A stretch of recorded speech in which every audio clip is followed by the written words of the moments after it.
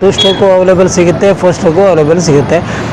ಇದು ಮೈಲೇಜ್ ಬಂದು 2ರಿಂದ 3 hour mileage ಬರೋವು ಇದ್ದಾವೆ, 1ರಿಂದ 1.5 ಗಂಟೆ ಮೈಲೇಜ್ ಬರೋವು ಇದ್ದಾವೆ. ಈಗ ಮೈಲೇಜ್ ಕೂಡ ಇಂಪಾರ್ಟೆಂಟ್ ಆಗುತ್ತೆ ಕೆಳ ಹೊಡಿಬೇಕಾದ್ರೆ, ಹಂಗಾಗಿ ಮೈಲೇಜ್ ಬಗ್ಗೆನೂ ಕೂಡ ಹೇಳ್ತಾ ಇದ್ದೀವಿ. ಮೈಲೇಜು ಇದು ಕಡಿಮೆ ಪ್ರೈಸ್ ತಗೊಂಡ್ರೆ ಮೈಲೇಜು ಕೂಡ ಕಡಿಮೆ ಬರುತ್ತೆ.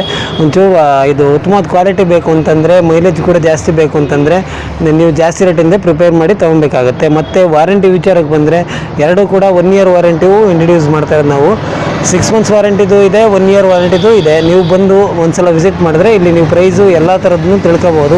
ಇದು ಈಸಿಯಾಗಿ ಲೇಡೀಸು, ವಯಸ್ಸಾದವರು ಎಲ್ಲರೂ ಕೂಡ ಯೂಸ್ ಮಾಡ್ಬೋದು, ಒಂದೇ ಕೈಯಲ್ಲಿ ತಳ್ಳಾಡ್ಬೋದು. ಮತ್ತು ಇದರಲ್ಲಿ ಇದು ಬೆನಿಫಿಟ್ಸ್ ಏನಂದರೆ, ಈಗ ಯಾವ್ಯಾವ ನೆಲದಲ್ಲಿ ಹೊಡ್ಕೋಬೋದು ಅಂದರೆ ಆದಷ್ಟು ಸ್ವಲ್ಪ ಫ್ಲ್ಯಾಟ್ ಇರೋ ಜಾಗದಲ್ಲಿ ಹೊಡ್ಕೊಂಡ್ರೆ ಉತ್ತಮ.